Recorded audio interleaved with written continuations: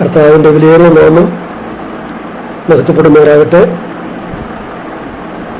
ഈ അനുഗ്രഹീതമായ സന്ധ്യാസമയത്തിനായി ദൈവത്തെ സ്തുതിക്കുന്നു. ഇന്ന് പകലിലും ദൈവം നമ്മെ കാത്തുപരിപാലിച്ചു. ദൈവത്തിൻ്റെ അളവറ്റ കൃപ നമ്മുടെ മേൽ പകർന്ന് ദൈവം നമ്മെ ഓരോ ദിവസവും വഴിനിറക്കുന്നതിന് ഓർത്ത് ദൈവത്തെ സ്തുതിക്കുന്നു.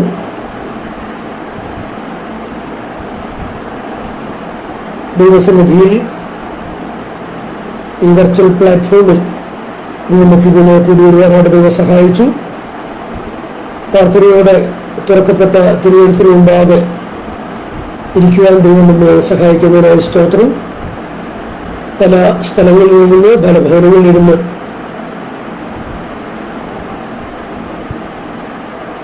ഈ വെർച്വൽ പ്ലാറ്റ്ഫോമിൽ ദൈവവചനം ശ്രദ്ധിക്കുന്ന എല്ലാ ബഹുമാന്യ സഹോദരി സഹോദരന്മാർക്കും കർത്താവായ യേശുക്രിസ്തുവിന്റെ നിസ്തുല്യ നാമത്തിൽ എന്നെ സ്നേഹവന്ദനം അറിയിച്ചു കൊള്ളുന്നു. നാം കഴിഞ്ഞ ദിവസം ബൈബിൾ ക്ലാസ്സുകളുടെ ബന്ധത്തിൽ ചിന്തിക്കുവാനായിട്ട് തുടങ്ങിയത് അപ്പോസ്തലനായ പൗലോസ് ഫിലിപ്പിയർക്ക് എഴുതിയ ലേഖനം 2-ാം അധ്യായം അതിന്റെ 12-ാം വാക്യമാണ്.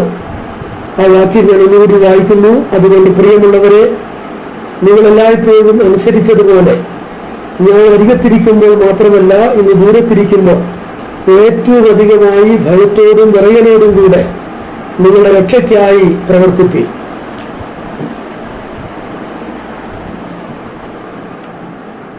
നിങ്ങളുടെ രക്ഷയ്ക്കായി പ്രവർത്തിപ്പി എന്ന ഒരു ആശയമാണ് നമുക്കിവിടെ നിന്നും പ്രധാനമായിട്ട് കാണുവാനായിട്ട് സാധിക്കുന്നത്. നാം അതിൻ്റെ മുഖവരയും അവരോടനുബന്ധിച്ചുള്ള പല കാര്യങ്ങളും കഴിഞ്ഞ ദിവസം ചിന്തിക്കുകയുണ്ടായി. ഇത് രക്ഷിക്കപ്പെട്ടവർക്ക് വേണ്ടി എഴുതുന്ന ഒരു കാര്യമാണ്, അല്ലാതെ പ്രവൃത്തി ചെയ്ത് രക്ഷിക്കപ്പെടുക എന്നൊരു ധ്വനി ഈ വാക്യത്തിൽ വരുന്നില്ല.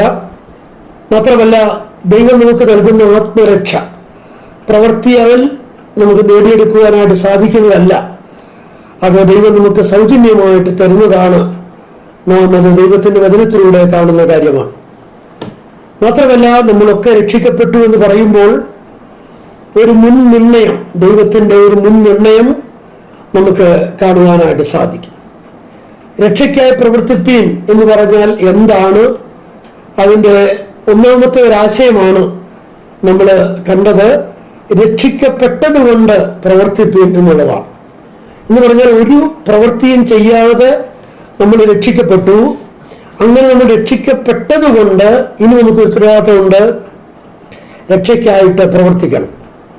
സൽപ്രവൃത്തികൾക്കായി നമ്മെ വീണ്ടും ജനിപ്പിച്ചിരിക്കുന്നു എന്നാണ് നമ്മൾ വായിക്കുന്നത്.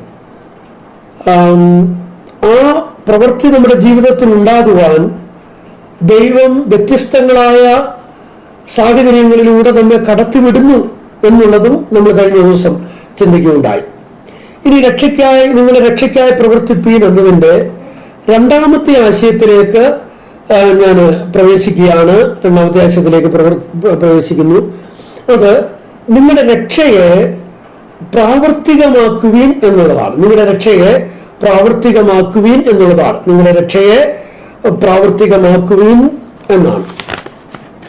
നിങ്ങളുടെ രക്ഷയ്ക്കായി പ്രവർത്തിപ്പീൻ എന്നുള്ളതിന് നമ്മൾ കാണുകയുണ്ടായി. Work out your own salvation എന്നാണ്. ഇവിടെ നമ്മൾ മനസ്സിലാക്കുന്നത്, നമ്മുടെ രക്ഷയ്ക്ക് വേണ്ടി നമ്മൾ പ്രവർത്തിക്കുക എന്ന് പറഞ്ഞാൽ ഞാൻ രക്ഷിക്കപ്പെട്ട ഒരാളാണ് എന്നുള്ളത് ലോകത്തിന് ബോധ്യമാകണം. അഥവാ എൻ്റെ ജീവിതം അതിനനുസരിച്ചുള്ളതായിരിക്കണം. രക്ഷയെ ഞാൻ എൻ്റെ ജീവിതത്തിൻ്റെ പന്ഥാവിൽ വെളിപ്പെടുത്തി ആ രക്ഷയെ പ്രകടമാക്കി ഞാൻ ജീവിക്കണം എന്ന് പറഞ്ഞാൽ ഞാൻ രക്ഷിക്കപ്പെട്ട ദൈവവേദലാണ് എന്നുള്ളത് ഞാനുമായി ഇടപെടുന്ന എല്ലാ ആളുകളും മനസ്സിലാക്കണം. ആ ഒരു നിലവാരത്തിലേക്ക് നമ്മൾ വരണം എന്നുള്ളതാണ് ഇവിടെ ഉദ്ദേശിക്കുന്നത്. നിങ്ങളുടെ രക്ഷയെ പ്രകടമാക്കുകയും പ്രാവർത്തികമാക്കുകയും എന്നുള്ളതാണ് ഇവിടെ നമുക്ക് കാണുവാനായിട്ട് സാധിക്കുന്നത്. നമ്മുടെ രക്ഷയെ പ്രാവർത്തികമാക്കുക എന്ന് പറയുമ്പോൾ നമ്മൾ രക്ഷിക്കപ്പെട്ടു എന്ന് പറയുന്നത് എങ്ങനെയാണ് അത് മനസ്സിലാക്കാനായിട്ട് കഴിയുന്നത്? ഞാൻ കഴിഞ്ഞ ആഴ്ചയിൽ ഓർപ്പിച്ചതുപോലെ രക്ഷിക്കപ്പെടുക എന്ന് പറയുന്നത് കേവലം ഒരു തോന്നലല്ല, കേവലം ഒരു മിഥ്യാധാരണയല്ല. അത് നമ്മുടെ ജീവിതത്തെ സമൂലം മാറ്റിമറിക്കുന്ന ഒരു വലിയ സംഭവ വികാസം തന്നെയാണ്. എന്ന് പറഞ്ഞാൽ അത് ഹൃദയം കൊണ്ട് നാം വിശ്വസിച്ച് വായ് കൊണ്ട് ഏറ്റുപറയുന്ന ശ്രേഷ്ഠമേറിയ ഒരു കാര്യമാണ് അത് എന്ന് നമുക്ക് കാണുവാനായിട്ട് സാധിക്കും. അപ്പൊ ഞാൻ രക്ഷിക്കപ്പെട്ടു എന്ന് എങ്ങനെ അറിയാനായിട്ട് കഴിയും? ഞാൻ രക്ഷിക്കപ്പെട്ടു എന്ന് എങ്ങനെ അറിയുവാനായിട്ട് കഴിയും? ഞാൻ 3-4 വാക്യങ്ങൾ, പരിചിതങ്ങളായ വാക്യങ്ങളാണ്, ഞാൻ ജസ്റ്റ് അത് ഓർപ്പിച്ചു പോകുന്നു എന്ന് മാത്രമേ ഉള്ളൂ. ഞാൻ എങ്ങനെ രക്ഷിക്കപ്പെട്ടു എന്ന് അറിയുവാനായിട്ട് കഴിയും. പത്രോസിന്റെ 1-ാം ലേഖനം 2-ാം അധ്യായം 1-ാം വാക്യം ദൈവവചനത്തിനായുള്ള ദാഹം കണ്ടറിയാം എന്നുള്ളതാണ്. ദൈവവചനത്തിനായുള്ള ദാഹം കണ്ടറിയാം, ദൈവവചനത്തിനായുള്ള ദാഹം കണ്ടറിയാം എന്നുള്ളതാണ്. അവിടെ അപ്പോസ്തലനായ പത്രോസ് പറയുന്നത് ആകയാൽ സകല ദുഷ്ടതയും എല്ലാ ചതിവും വ്യാജഭാവവും അസൂയയും എല്ലാ നുണയും നീക്കിക്കളഞ്ഞ് ഇപ്പോൾ ജനിച്ച ശിശുക്കളെ പോലെ രക്ഷയ്ക്കായി വളരുവാൻ വചനം എന്ന മായമില്ലാത്ത പാൽ കുടിപ്പാൻ വാഞ്ചിപ്പിൻ. അപ്പൊ ഇപ്പോൾ ജനിച്ച ശിശുക്കളെ പോലെ, അപ്പൊ ഒരു കുഞ്ഞ് ജനിച്ചു എന്നതിന്റെ ഒരു ലക്ഷണം എന്ന് പറയുന്നത് പാൽ കുടിക്കുവാനുള്ള അതിന്റെ വ്യഗ്രതയാണ്. എന്ന് പറഞ്ഞാൽ ഒരു രക്ഷിക്കപ്പെട്ട ദൈവത്തിൽ ഇപ്പോൾ ജനിച്ച ശിശുക്കളെ പോലെ, like A new born baby, അതുപോലെ നാം ദൈവവചനം എന്ന മായമില്ലാത്ത പാൽ കുടിക്കണം എന്നാണ് ഇവിടെ പറയുന്നത്. പ്രിയപ്പെട്ടവരെ, ദൈവവചനത്തിനായുള്ള ദാഹം നമുക്കുണ്ടാകണം. പ്രിയപ്പെട്ടവരെ, ദൈവത്തിന്റെ വചനത്താലാണ് നമ്മൾ വീണ്ടും ജനിച്ചത്. ഈ അന്ധകാരം നിറഞ്ഞ ലോകത്തിൽ നമ്മുടെ കാലിന് ദീപവും പാതയ്ക്ക് പ്രകാശവുമായി നമ്മെ നടത്തുന്നത് ദൈവത്തിന്റെ വചനമാണ്. അപ്പോൾ നാം ഈ വചനം ഓരോ ദിവസവും അതിന്റെ മഹാത്മ്യം മനസ്സിലാക്കി അത് വായിക്കുവാനും ധ്യാനിക്കുവാനും പഠിക്കുവാനും സമയം കണ്ടെത്തേണ്ടതാണ്. അത് നാം രക്ഷിക്കപ്പെട്ടു എന്നുള്ളതിന്റെ ഒരു പ്രധാനപ്പെട്ട തെളിവാണ്. ഒരു കുഞ്ഞ് ജനിച്ചാൽ അതിന് വിശപ്പുണ്ടാകും. വിശപ്പ് ഉണ്ടാകുന്നില്ല എന്ന് പറഞ്ഞാലോ അത് അപകടകരമായൊരു കാര്യമാണ്. നമ്മുടെ ആ അന്തരാത്മാവിന് വിശപ്പുണ്ടാകുക, ദാഹമുണ്ടാകുക, വചനത്തിനായുള്ള വലിയൊരു താല്പര്യമുണ്ടാവുക, അത് അത്യന്താപേക്ഷിതമായ ഒരു കാര്യമാണ്. പ്രിയപ്പെട്ടവരെ, നമുക്കറിയാം, ഒരു നേരം ആഹാരം കഴിച്ചില്ലെങ്കിൽ നമുക്ക് അതിൻ്റെതായ വൈഷമ്യങ്ങൾ ഉണ്ടാകാറുണ്ട്, ഇല്ലേ? 2 നേരം കഴിച്ചില്ലെങ്കിൽ ആ വൈഷമ്യം കൂടും. 3 നേരം കഴിച്ചില്ലെങ്കിൽ അതിനേക്കാളേറെ പ്രശ്നമാകും. ഞാനിന്ന് രാത്രി ചോദിക്കട്ടെ, ഒരു ദിവസം ദൈവത്തിന്റെ വചനം വായിക്കാതിരുന്നാൽ, ധ്യാനിക്കാതിരുന്നാൽ ഒരു എന്തോ ഒരു നഷ്ടബോധം നമുക്കുണ്ടാകാറുണ്ടോ? അയ്യോ, ഞാനിന്ന് വേറെ പുസ്തകം വായിച്ചില്ല, ഞാനിന്ന് വചനം ധ്യാനിച്ചില്ല. ആ ഒരു കുറവ്, നമ്മുടെ അന്തരാത്മാവിന്റെ ഒരു വിശപ്പിന്റെ വിളി നമുക്ക് കേൾക്കാനായിട്ട് കഴിയുന്നുണ്ടോ? അങ്ങനെ ഉണ്ടെങ്കിൽ അത് നല്ലൊരു സൂചനയാണ്. അങ്ങനെ ഉണ്ടാകണമെന്നുള്ളതാണ് നമുക്ക് മനസ്സിലാക്കുവാനായിട്ട് കഴിയുന്നത്. അപ്പൊ ഞാൻ പറഞ്ഞു വരുന്നത്, രക്ഷിക്കപ്പെട്ടു എന്നുള്ളത് എങ്ങനെ മനസ്സിലാക്കാനായിട്ട് കഴിയും? ദൈവവചനത്തിനായുള്ള ദാഹം കണ്ടറിയാം എന്നുള്ളതാണ്. പ്രിയപ്പെട്ടവരെ, നമ്മുടെ പിതാക്കന്മാരുടെ നാളുകളിൽ ദൈവത്തിന്റെ വചനത്തിന് അവർ കൊടുത്ത ആ സ്ഥാനവും മാന്യതയും ആ സ്നേഹവും ഇന്ന് നാം കൊടുക്കുന്നുണ്ടോ എന്നുള്ളത് വളരെയധികം ഓർത്തിരിക്കേണ്ട ഒരു കാര്യമാണ്. ദൈവവചനത്തിന്റെ അടിസ്ഥാനത്തിൽ നമ്മുടെ ജീവിതം മുന്നോട്ട് കൊണ്ടുപോവുക, ഇതൊക്കെ സാധ്യമായി തീരണമെങ്കിൽ ദൈവവചനത്തോടുള്ള സ്നേഹം നമുക്ക് ഉണ്ടാകേണ്ടത് അത്യന്താപേക്ഷിതമായ കാര്യമാണ്. നമുക്കറിയാം, നമ്മുടെ അപ്പച്ചന്മാരുടെ അമ്മച്ചിമാരുടെ ഒക്കെ പഴയ ഫോട്ടോകൾ നമ്മുടെ വീട്ടിലുണ്ടെങ്കിൽ ആ ഫോട്ടോസ് നമ്മൾ നോക്കിയാൽ അവരൊക്കെ ഫോട്ടോ എടുത്തതിൽ മിക്കവാറും ഫോട്ടോകൾ നമ്മൾ നോക്കിയാൽ ബൈബിൾ കയ്യിൽ പിടിച്ചുകൊണ്ടാണ് ഫോട്ടോ എടുത്തിട്ടുള്ളത്. എന്തിനാണ് അവർ ബൈബിൾ കയ്യിൽ പിടിച്ചുകൊണ്ട് ഫോട്ടോ എടുത്തിട്ടുള്ളത്?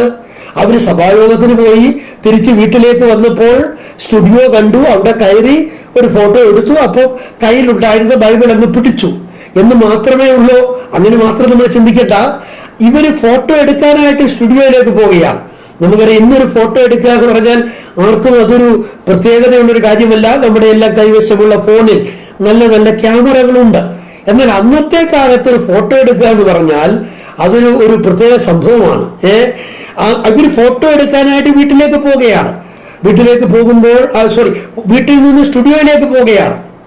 സ്റ്റുഡിയോയിലേക്ക് പോകുമ്പോൾ ഇവരെന്നും കൂടെ കൊണ്ടുപോകും, ബൈബിളും കൂടെ കൊണ്ടുപോകും. ആ ബൈബിൾ പിടിച്ചുകൊണ്ടാണ് ഫോട്ടോ എടുക്കുന്നത്. കാരണം അവരുടെ ജീവിതത്തെ മാറ്റിമറിച്ചത് ഈ ബൈബിളാണ്. സമുദായത്തിന്റെ കെട്ടുപാടുകൾ വിട്ട്, വിവിധ പശ്ചാത്തലങ്ങൾ വിട്ട് ഈ പത്യോപദേശത്തിലേക്ക് വന്നപ്പോൾ അവരെ ധീരതയോട് പിടിച്ചു നിർത്തിയത് ഈ അനുഗ്രഹീതമായ ഗ്രന്ഥമാണ്. ഉറ്റവരും ഉടയവരും കൈവിട്ടപ്പോൾ, അവരൊക്കെ വിടക്ക് കൽപ്പിച്ചപ്പോൾ വീഴാതെ വണ്ണം അചഞ്ചലരായി നിർത്തിയത് ദൈവത്തിന്റെ വചനമാണ്. 8ഉം 10ഉം മക്കളുണ്ടായിരുന്ന അവർക്ക് മറ്റുള്ളവരുടെ മുമ്പിൽ നിരാശപ്പെട്ടു പോകുവാൻ ഇടയാകാതെ വണ്ണം ധീരരായി നിൽക്കുവാൻ അവരെ സഹായിച്ചതിന്റെ കാരണം ബൈബിളിലുള്ള ആ വലിയ വിശ്വാസമാണ്, ആശ്രയമാണ്. അതുകൊണ്ട് അവരൊരു ഫോട്ടോ എടുക്കുന്നു എന്നുള്ള വലിയൊരു കാര്യം ചെയ്യുമ്പോൾ ബൈബിളില്ലാതെ നമുക്ക് ഫോട്ടോ എടുക്കാനായിട്ട് പറ്റത്തില്ല.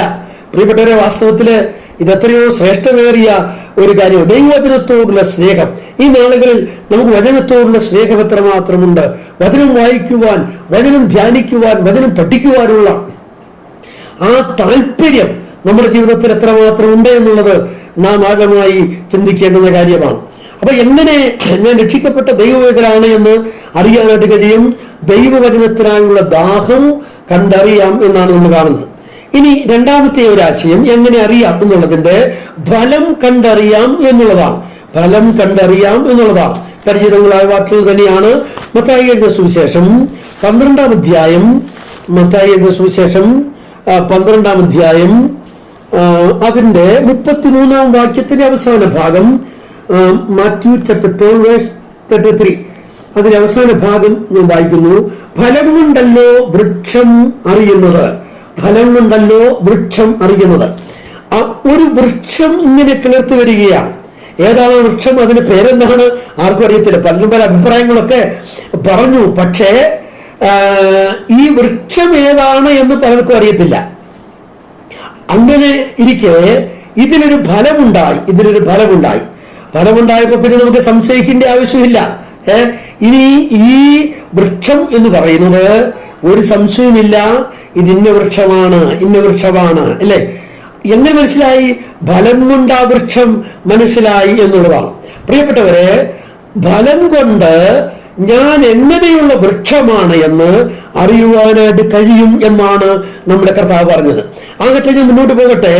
ഇവിടെ ഫലം എന്ന് പറഞ്ഞിരിക്കുന്നത് എന്തിനെ കുറിച്ചാണ്? ബഹുമാനി പ്രിയപ്പെട്ടവരെ, ഇവിടെ ഫലം എന്ന് പറഞ്ഞിരിക്കുന്നത് ഒരൊറ്റ കാര്യത്തെക്കുറിച്ചാണ്. എന്താണെന്ന് അറിയാമോ? ഇവിടെ ഫലം എന്ന് പറഞ്ഞിരിക്കുന്നത് നമ്മുടെ വായിൽ നിന്ന് വരുന്ന വാക്കുകളെ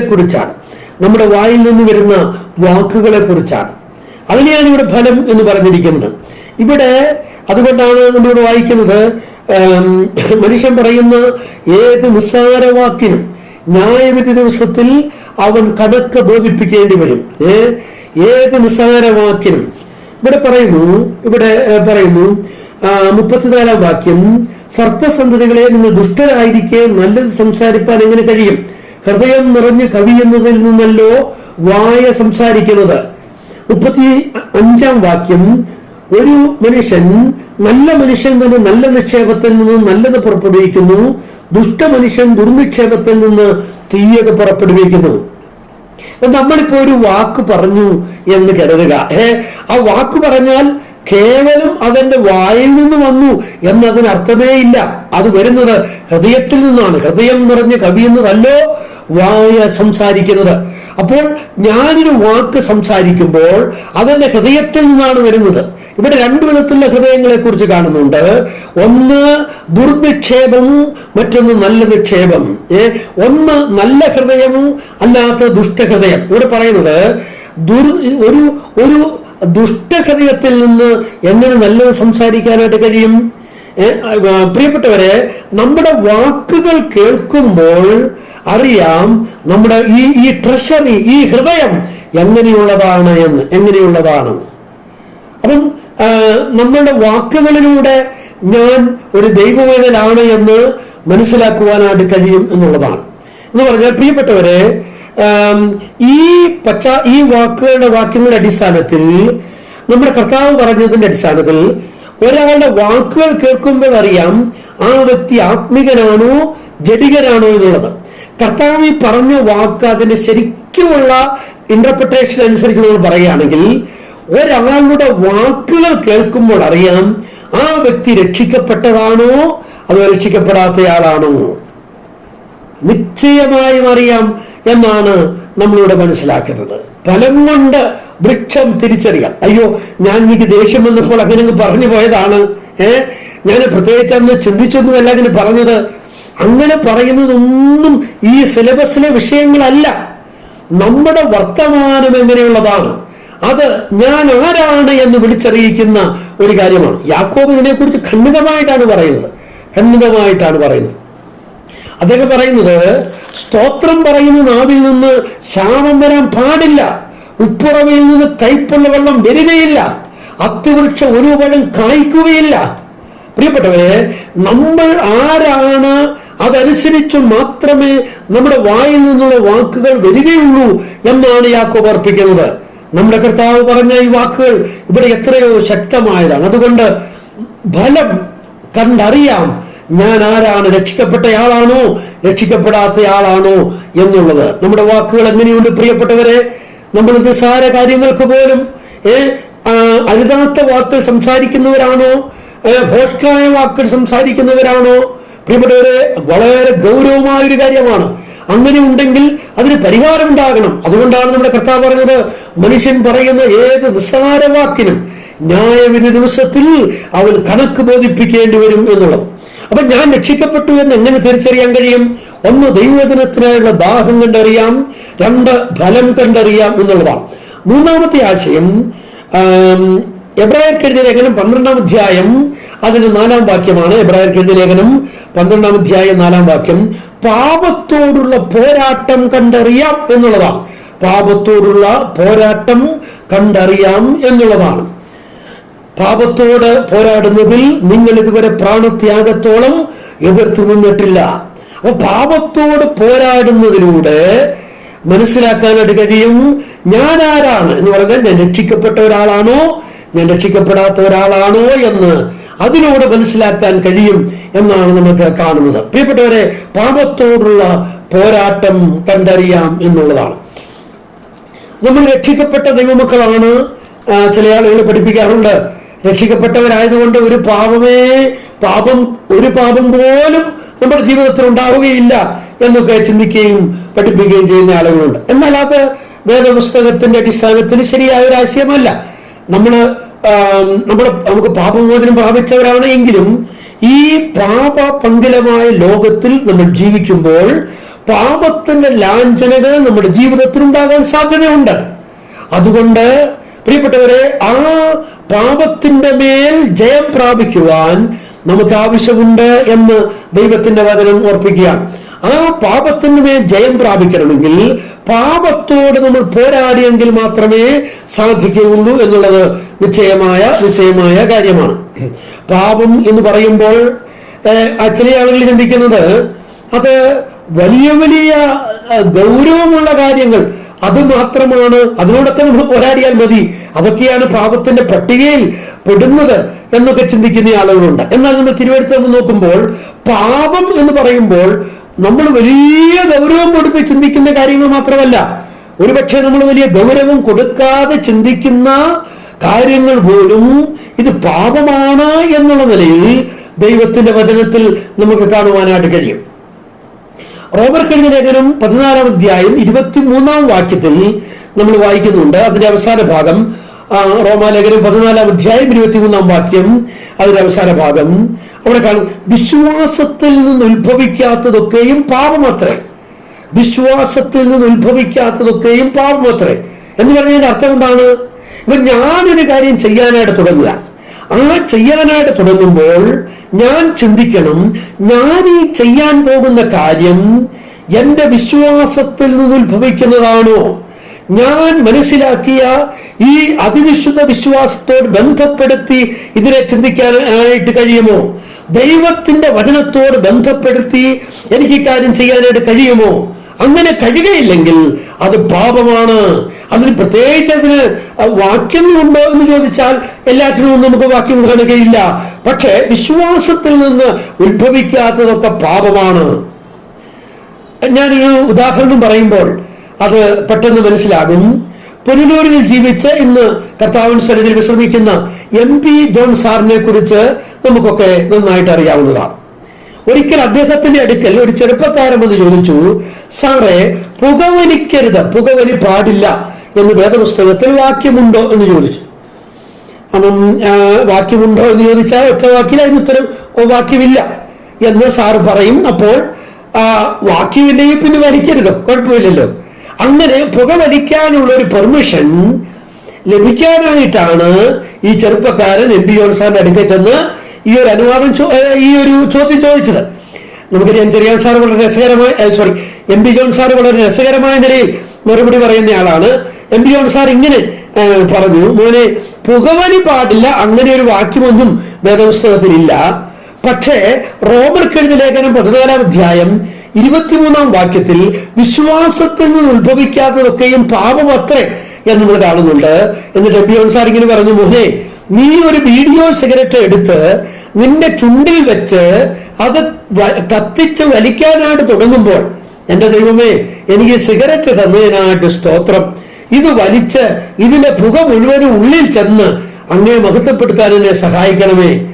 അങ്ങനെ പ്രാർത്ഥിച്ചിട്ട് നിനക്ക് വലിക്കാൻ പറ്റുമെങ്കിൽ എത്ര വേണേലും വലിച്ചു, ഒരു കുഴപ്പവുമില്ല എന്ന് പറഞ്ഞു.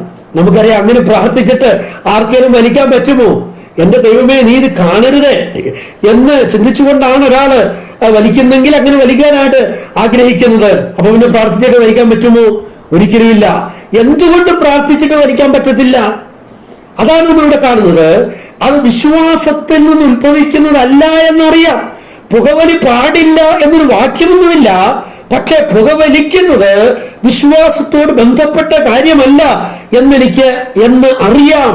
പ്രിയപ്പെട്ടവരെ, വിശ്വാസത്തിൽ നിന്ന് ഉത്ഭവിക്കാത്തതൊക്കെയും പാപമത്രേ. ഞാൻ ഒരു കാര്യം ഓർക്കുകയാണ്. ഈ കാലഘട്ടങ്ങൾ മാത്രമല്ല, ഇതിനു മുമ്പും ഉണ്ടായിരുന്നു, ഇപ്പോഴത് വർദ്ധിച്ചു വരുന്നു എന്നൊരു സംശയം മാത്രമേ ഉള്ളൂ. അതിന് വാക്യമുണ്ടോ? ഗ്രീക്കിൽ അതിനെങ്ങനെ ആശയമുണ്ടോ? അങ്ങനെ ചെയ്യരുതെന്ന് വാക്യമുണ്ടോ?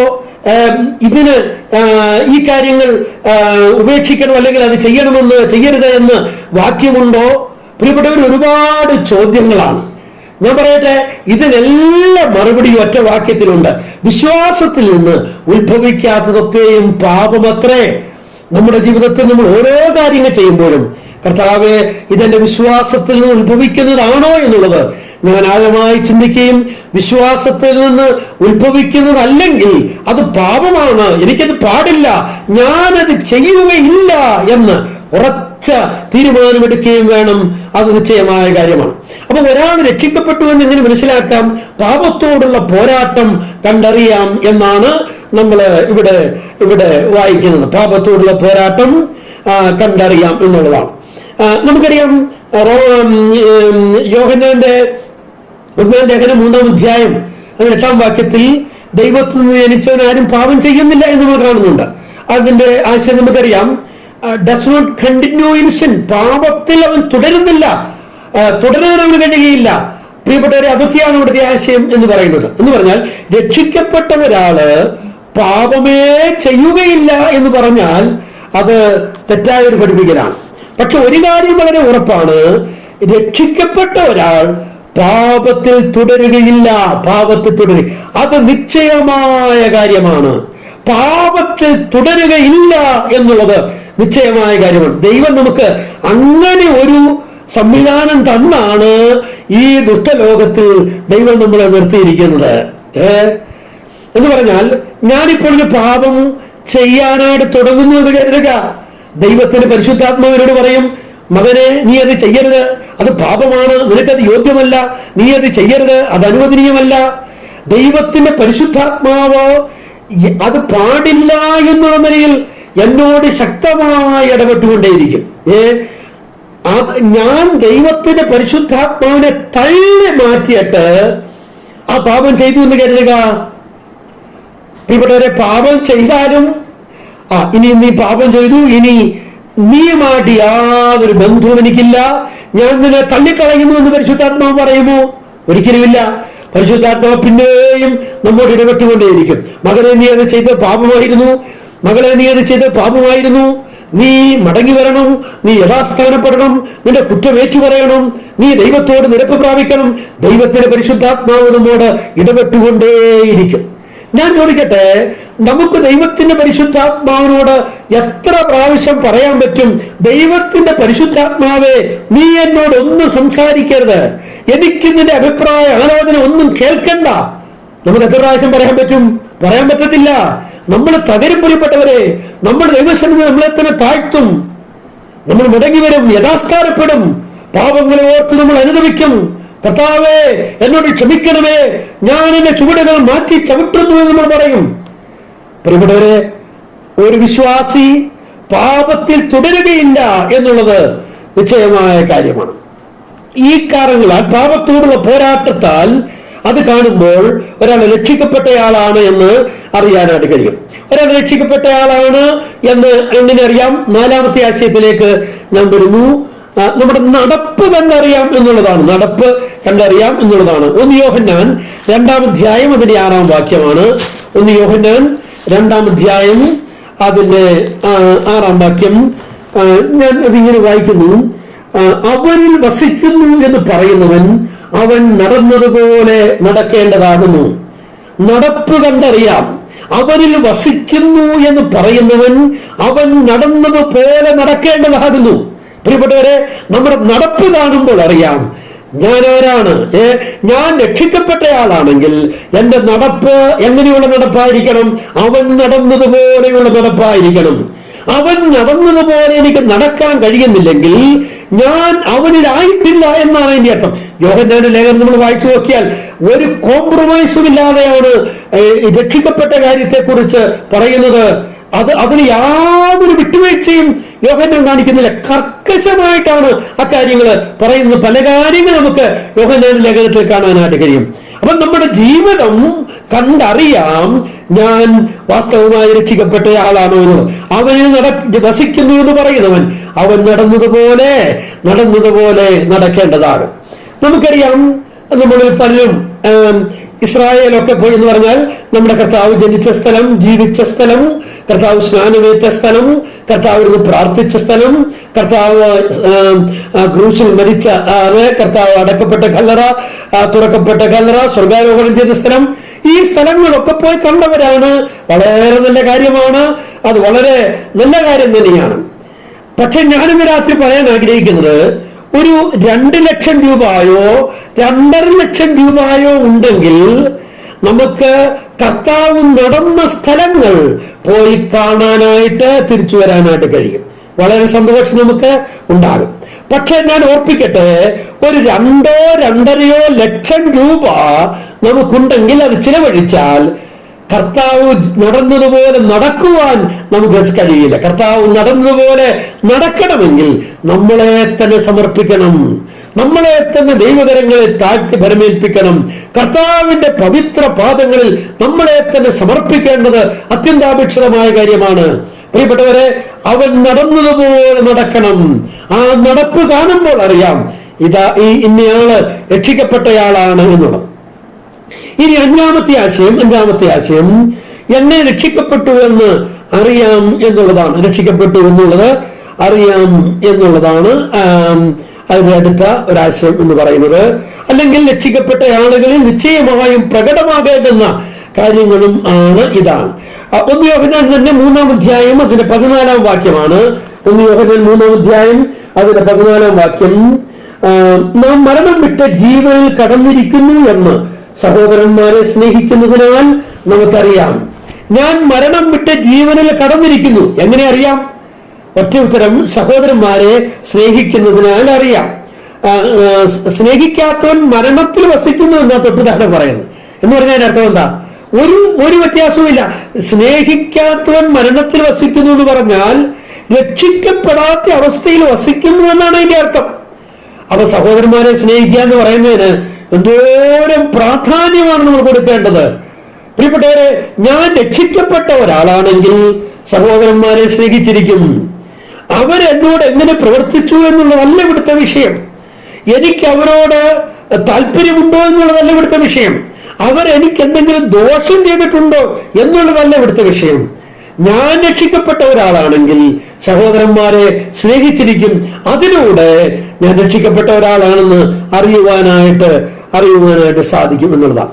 ഒരു കാര്യം കൂടെ പറഞ്ഞ് അടുത്ത പോയിന്റിലേക്ക് പോകുന്നു. 6ാമത്തെ കാര്യം, ഞാൻ രക്ഷിക്കപ്പെട്ടു എന്ന് അറിയാം.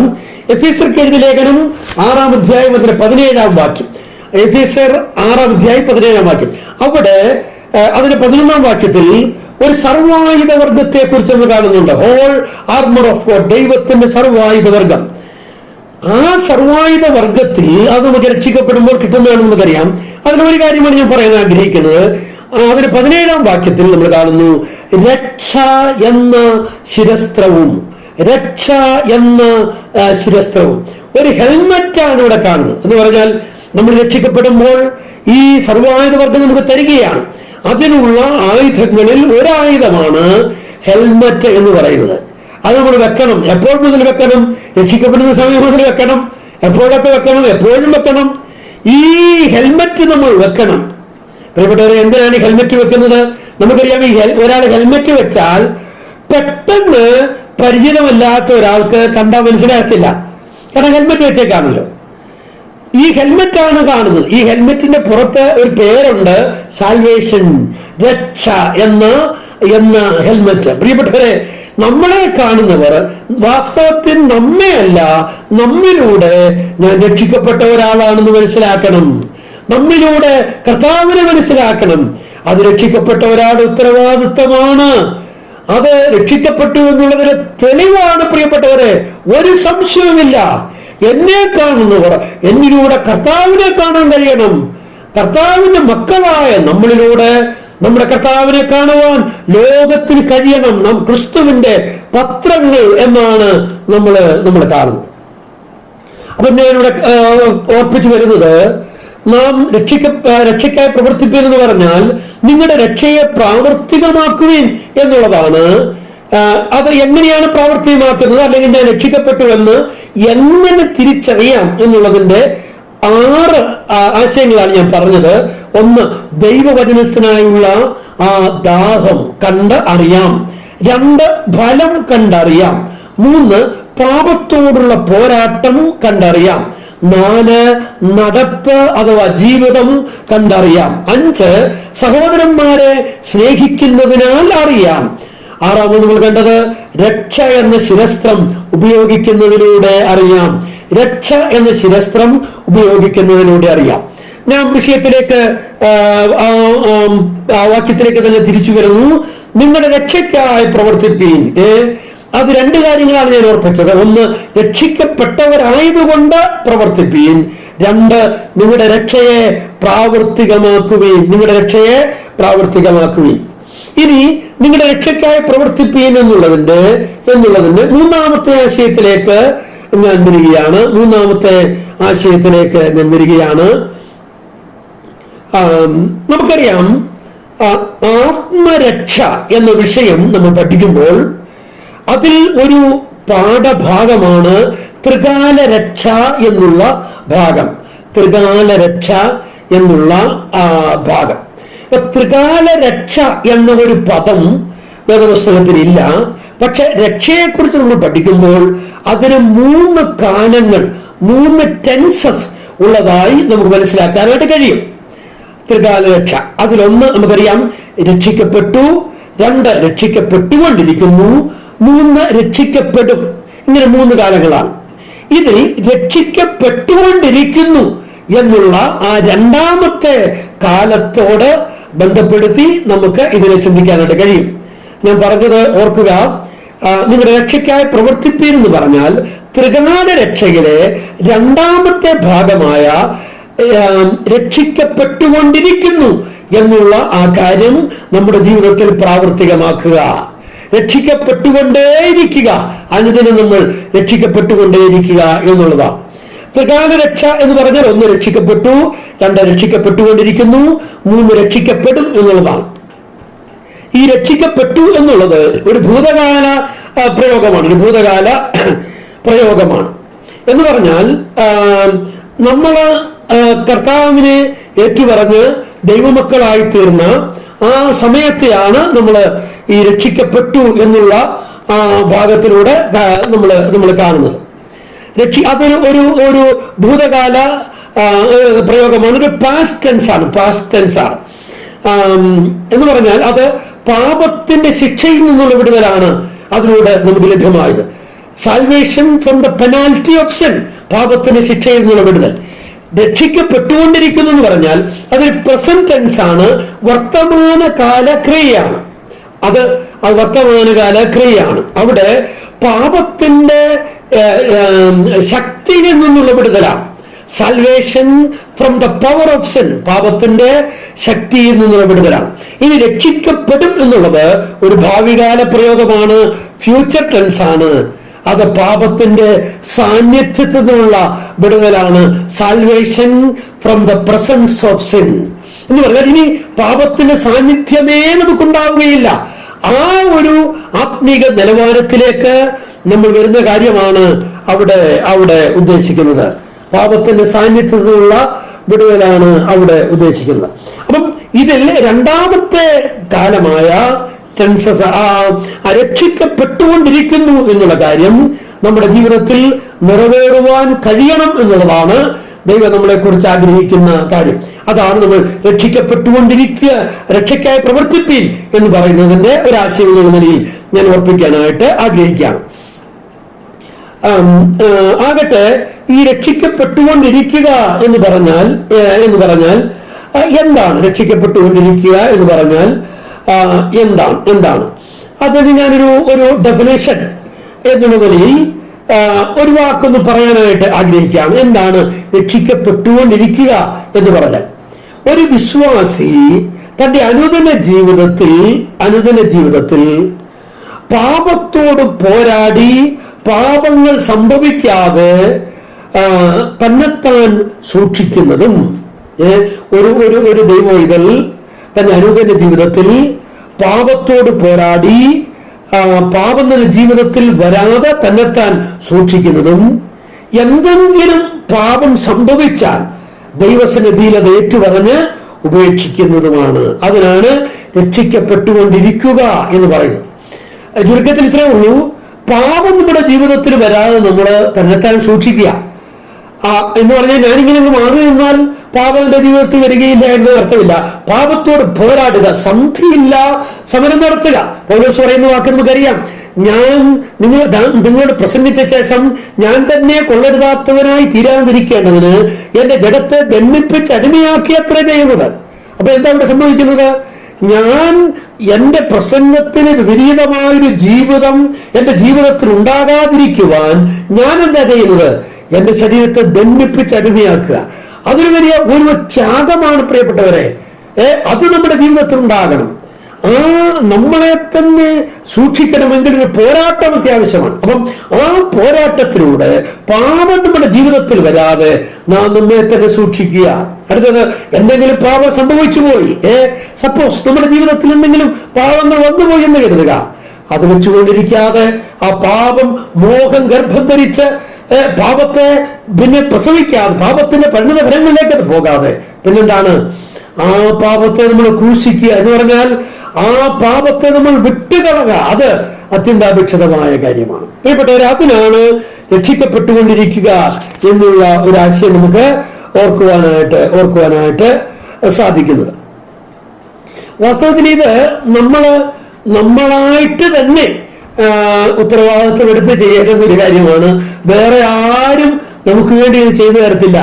ഞാനെന്ന വ്യക്തി എനിക്ക് വേണ്ടി തന്നെ രക്ഷിക്കപ്പെട്ടുകൊണ്ടിരിക്കേണ്ടത് അത്യാവശ്യമാണ്. എനിക്ക് വേണ്ടി മാതാപിതാക്കളോ അല്ലെങ്കിൽ സഹോദരങ്ങളോ സഭയിലെ മൂപ്പന്മാരോ സഭയിലെ സുവിശേഷകന്മാരോ കൂട്ടുവിശ്വാസികളോ ആരും തന്നെ രക്ഷിക്കപ്പെട്ടുകൊണ്ടിരിക്കാൻ പറ്റത്തില്ല. എനിക്ക് വേണ്ടി ഞാൻ തന്നെ പറ്റത്തുള്ളൂ. ഞാൻ തന്നെ രക്ഷിക്കപ്പെട്ടുകൊണ്ടേയിരിക്കണം. അത് അത്യന്താപേക്ഷിതമായ കാര്യമാണ്. നമുക്കറിയാം, ഞാൻ ഒന്നുണ്ട് വാക്യങ്ങൾ പെട്ടെന്ന് ഓർപ്പിച്ചോ. പരിചിതമായ വാക്യങ്ങൾ തന്നെയാണ്. യോഹന്നാന്റെ 1-ാം ലേഖനം 3-ാം അധ്യായം അതിന്റെ 3-ാം വാക്യം, 1 John 3:3. അവിടെ അവനിൽ പ്രത്യാശയുള്ളവനെല്ലാം അവൻ നിർമ്മലനായിരിക്കുന്നത് പോലെ തന്നെ തന്നെ നിർമ്മലീകരിക്കുന്നു. നോക്കണം, തന്നെ തന്നെ നിർമ്മലീകരിക്കുന്നു എന്ന് പറഞ്ഞാൽ എന്താ? ഞാനെന്ന വ്യക്തി എന്നെ തന്നെ നിർമ്മലീകരിക്കുന്നു. നമുക്ക് ഓരോരുത്തർക്കും അതിനുള്ള പ്രൊവിഷൻ ഉണ്ട്. നമ്മൾ രക്ഷിക്കപ്പെടുന്നതിന് മുമ്പ് നമുക്ക് നമ്മളെ എത്ര നിർമ്മലീകരിക്കാൻ പറ്റത്തില്ലായിരുന്നു. പക്ഷെ രക്ഷിക്കപ്പെട്ട് നമുക്ക് അതിനുള്ള ഒരു സാധ്യത ദൈവം തന്നിട്ടുണ്ട്. നമ്മളെ എത്ര നിർമ്മലീകരിക്കാന്ന് പറഞ്ഞാൽ, എന്റെ ജീവിതത്തിൽ പാപം വന്നാൽ ഞാൻ എന്റെ പാപങ്ങൾ മാഞ്ഞു പോകട്ടെ എന്ന് ഞാനങ്ങ് പറഞ്ഞങ്ങ് എന്നെ എത്ര നിർമ്മലീകരിക്കുക, ആ ഒരു ആശയമല്ല കേട്ടോ. ഇവിടെ എന്നെ തന്നെ നിർമ്മലീകരിക്കുക എന്ന് പറഞ്ഞാൽ പാപം എന്നിൽ വരാതെ ഞാൻ സൂക്ഷിക്കുക, അതാണ് ഇവിടുത്തെ അർത്ഥം എന്ന് പറയുന്നത്. അവനിലെ പ്രത്യാശയുള്ളവനെല്ലാം അവൻ നിർമ്മലനായിരിക്കുന്ന പോലെ തന്നെ നിർമ്മലീകരിക്കുന്നു. ദൈവത്തിന്റെ വചനത്താലുള്ള കഴിവലാൽ ശുദ്ധീകരണം പ്രാപിക്കുവാൻ ഓരോ വിശ്വാസിക്കും കഴിയേണ്ടതായിട്ടുണ്ട്. ഇവിടെ തന്നെത്താൻ എന്നുള്ള പദമാണ് ഞാനിവിടെ പ്രത്യേകമായിട്ട് ഓർപ്പിച്ചത്. ഇനി 2 കൊരിന്ത്യർ 7-ാം അധ്യായം അതിന് 1-ാം വാക്യം, 2 Corinthians 7:1. അവിടെ നിന്ന് കാണുന്നു, പ്രിയമുള്ളവരെ, ഈ വാഗ്ദത്തങ്ങൾ നമുക്കുള്ളത് കൊണ്ട് നാം ജഡത്തിലെയും ആത്മാവിലെയും സകല കന്മഷവും നീക്കി നമ്മെ തന്നെ വെടിപ്പാക്കി ദൈവഭയത്തിൽ വിശുദ്ധിയെ തികച്ചുകൊള്ളുക. നോക്കണം, നമ്മെ തന്നെ വെടിപ്പാക്കി ദൈവഭയത്തിൽ വിശുദ്ധിയെ തികച്ചുകൊള്ളുക. അപ്പൊ എന്ത് ചെയ്യാം? നമുക്ക് നമ്മെ തന്നെ വെടിപ്പാക്കാൻ പറ്റും എന്ന് പറഞ്ഞാൽ ജഡത്തിലും ആത്മാവിലും എന്ന് പറഞ്ഞാൽ അകത്തും പുറത്തും, ഇല്ലേ? നമ്മുടെ ജീവിതത്തിൽ പാപങ്ങൾ വരാതെ നമ്മളെ തന്നെ സൂക്ഷിക്കാൻ നമുക്ക് കഴിയും. അങ്ങനെ നമ്മളെ തന്നെ നമ്മൾ വെടിപ്പാക്കണം എന്നാണ് നമ്മൾ കാണുന്നത്. പ്രിയപ്പെട്ടവരെ, അത് എത്രയോ ശ്രേഷ്ഠമേറിയ ഒരു കാര്യമാണ്. യോഹന്നാന്റെ 1-ാം ലേഖനം 5-ാം അധ്യായം, 18-ാം വാക്യം, 1 John 5:18, ദൈവത്തിൽ നിന്ന് ജനിച്ചിരിക്കുന്നവൻ ആരും പാപം ചെയ്യുന്നില്ല എന്ന് നാം അറിയുന്നു. അടുത്തത്, ദൈവത്തിൽ നിന്ന് ജനിച്ചവൻ തന്നെത്താൻ സൂക്ഷിക്കുന്നു. നോക്കണം, ദൈവത്തിൽ നിന്ന് ജനിച്ചവൻ തന്നെത്താൻ സൂക്ഷിക്കുന്നു, ദുഷ്ടൻ അവനെ തൊടുന്നതുമില്ല. പ്രിയപ്പെട്ടവരെ, അവൻ തന്നെത്താൻ സൂക്ഷിക്കുമ്പോൾ ദുഷ്ടനവനെ തൊടാതിരിക്കുന്നു. അവൻ ദുഷ്ടനവനെ തൊടാതെ വണ്ണം അവൻ തന്നെത്താൻ സൂക്ഷിക്കുന്നു. എത്രയോ കൃത്യമായിട്ടാണ് ദൈവത്തിന്റെ വചനം ഈ കാര്യങ്ങൾ പറയുന്നത്. പ്രിയപ്പെട്ടവരെ, നാം തന്നെത്താൻ സൂക്ഷിക്കേണ്ടവരാണ്. നാം വളരെ നിതാന്ത ജാഗ്രത പുലർത്തി രക്ഷിക്കപ്പെട്ടുകൊണ്ടിരിക്കുന്നു എന്നുള്ള കാര്യം, അഥവാ പാപം നമ്മുടെ ജീവിതത്തിൽ വരാതെ നമ്മളെ തന്നെ സൂക്ഷിക്കേണ്ടുന്ന കാര്യം നമ്മൾ വളരെ ആവശ്യബോധത്തോടുകൂടി ആ കാര്യം ചെയ്യേണ്ടതാണ് എന്ന് നമ്മളിവിടെ കാണുകയാണ്. ഇനി മറ്റൊരു വാക്യം കൂടെ ഞാൻ ഓർപ്പിക്കാം. നമ്മളെ തന്നെ വിശദീകരിക്കുക എന്നുള്ള നിലയിൽ തിമോത്തിയോസിന്റെ 2-ാം ലേഖനം, അപ്പോസ്തലനായ പൗലോസ് തിമോത്തിയോസ് എഴുതിയ 2-ാം ലേഖനം, അതിന്റെ 2-ാം അധ്യായം അതിന്റെ 20-ഉം 21-ഉം വാക്യങ്ങൾ. 2 Timothy chapter 2:20 and 21. 20-ാം വാക്യം ആദ്യം വായിക്കുന്നു. ഒരു വലിയ വീട്ടിൽ പൊന്നും വെള്ളിയും കൊണ്ടുള്ള സാമാനങ്ങൾ മാത്രമല്ല, മരവും മണ്ണും കൊണ്ടുള്ളവയും ഉണ്ട്. ചിലത് മാന്യകാര്യത്തിനും ചിലത് ഹീനകാര്യത്തിനും ഉപയോഗിക്കുന്നു. ഒരു വലിയ വീട്ടിൽ, ചെറിയ വീട്ടിലാണെങ്കിൽ ഇത് പറയേണ്ട ആവശ്യമില്ല, മണ്ണും മരവും കൊണ്ടുള്ള പാത്രം മാത്രമേ ഉള്ളൂ. പക്ഷെ ഒരു വലിയ വീട്ടിൽ മണ്ണും മരവും കൊണ്ടുള്ള പാത്രങ്ങൾ മാത്രമല്ല, പൊന്നും വെള്ളിയും കൊണ്ടുള്ള പാത്രങ്ങളും ഉണ്ട്. ഇവിടെ വായിക്കുന്നു, ചിലത് മാന്യകാര്യത്തിനും ചിലത് ഹീനകാര്യത്തിനും ഉപയോഗിക്കുന്നു. ചിലത് മാന്യകാര്യത്തിനും ചിലത് ഹീനകാര്യത്തിനും. നമ്മൾ വിഷയത്തിലേക്ക് വരികയാണ്.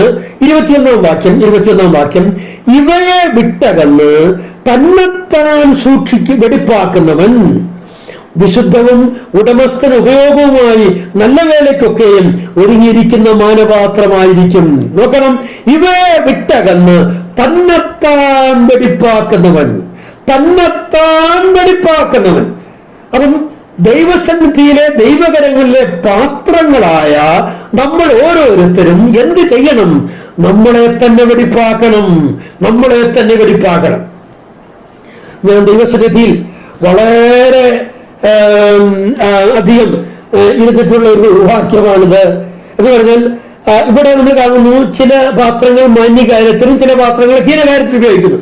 നമുക്കറിയാം, നോർമലി നമ്മള് മാന്യകാര്യത്തിന് ഉപയോഗിക്കുന്ന പാത്രം ഏതായിരിക്കും? പൊന്നും വെള്ളിയും കൊണ്ടുള്ളതാ, അല്ലേ? ഇല്ലേ? മണ്ണും മരുഭൂമിയുടെ കാര്യത്തിലാണ് ഉപയോഗിക്കുന്നത്. നിശ്ചയമായിട്ടും നമ്മളൊക്കെ അങ്ങനെ ചെയ്യത്തുള്ളൂ. പക്ഷേ നമ്മുടെ കർത്താവ് എന്ന യജമാനന് ഒരു പ്രത്യേകതയുണ്ട്. എന്താ പ്രത്യേകത എന്ന് അറിയാമോ? ആ യജമാന്റെ പക്കൽ ഈ വിധത്തിലുള്ള പാത്രങ്ങളെല്ലാം ഉണ്ട്.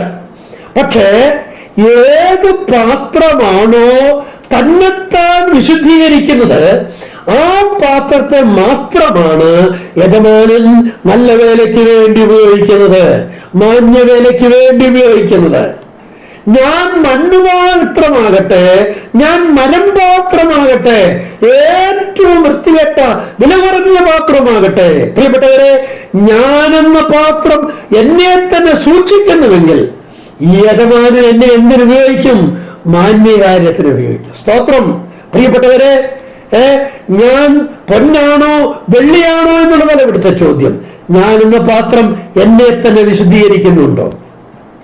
നാം ഈ 4 വാക്യങ്ങളിലും കണ്ട കാര്യം നമ്മൾ നമ്മളെ തന്നെ വിശുദ്ധീകരിക്കുന്നു എന്നുള്ളതാണ്. പ്രിയപ്പെട്ടവരെ, ആ ഒരു കാര്യം നമ്മുടെ ജീവിതത്തിൽ നടക്കുക, അത് രക്ഷിക്കപ്പെട്ടുകൊണ്ടിരിക്കുന്നു എന്നുള്ളതിന്റെ ഒരു ചിത്രമായി നമുക്ക് കാണുവാനായിട്ട് കഴിയും. നാം രക്ഷിക്കപ്പെട്ടുകൊണ്ടേയിരിക്കുന്നു. അത് നമ്മുടെ രക്ഷയ്ക്കായിട്ട് പ്രവർത്തിക്കാണ്. ഒരിക്കൽ ഞാൻ രക്ഷിക്കപ്പെട്ടു, ആ രക്ഷ ഭദ്രവുമാണ്, ഇനി നഷ്ടപ്പെട്ടു പോകത്തില്ല, ഇനി സ്വർഗത്തിൽ ചേരുമ്പോൾ അതിനെക്കുറിച്ച് ചിന്തിക്കാം എന്നല്ല. ഓരോ ദിവസവും നമ്മൾ രക്ഷിക്കപ്പെട്ടുകൊണ്ടിരിക്കുന്നു എന്നുള്ള കാര്യം നമ്മുടെ ജീവിതത്തിൽ നടക്കണം. ഇനി ഞാൻ ഈ രക്ഷിക്കപ്പെട്ടുകൊണ്ടിരിക്കുക എന്ന് പറയുമ്പോൾ നമ്മുടെ ജീവിതത്തിൽ കുറവുകൾ വരാതെ നമ്മൾ സൂക്ഷിക്കുക എന്നുള്ളത് ഒന്നാമത്തെ കാര്യമാണ്. എന്തെങ്കിലും കുറവുകൾ വന്നാൽ അതിന് ഞാൻ 3 സ്റ്റെപ്പുകൾ അതിനുവേണ്ടി പറയുവാനായിട്ട് ആഗ്രഹിക്കുക. നമ്മുടെ ജീവിതത്തിൽ എന്തെങ്കിലും പോരായ്മകൾ വന്നാൽ അതിന് പരിഹാരം എന്നുള്ള നിലയിൽ 3 സ്റ്റെപ്പുകൾ. ഒന്നാമത്തെ സ്റ്റെപ്പ് 51 സങ്കീർത്തനം, അതിന്റെ സങ്കീർത്തനങ്ങൾ 51 സങ്കീർത്തനത്തിലേക്ക് നമുക്ക് വരാം. 51 സങ്കീർത്തനം അതിന്റെ 3-ാം വാക്യം. 51 സങ്കീർത്തനം അതിന്റെ 3-ാം വാക്യം. അവിടെ വായിക്കുന്നത്, എന്റെ ലംഘനങ്ങളെ ഞാൻ അറിയുന്നു. ഒന്നാമത്തെ സ്റ്റെപ്പ് നമ്മുടെ ലംഘനങ്ങളെ നമ്മൾ അറിയണം എന്നുള്ളതാണ്. എന്റെ ജീവിതത്തിൽ വന്നുപോയ കുറവുകളെ ഞാൻ അറിയണം, എന്റെ പാപങ്ങൾ ഞാൻ അറിയണം, എന്റെ പോരായ്മകൾ ഞാൻ അറിയണം. എന്റെ ബഹുമാന്യ പ്രിയപ്പെട്ടവരെ, ഇന്ന് ഒരുപാട് പേർക്ക് ഈ അറിവില്ല.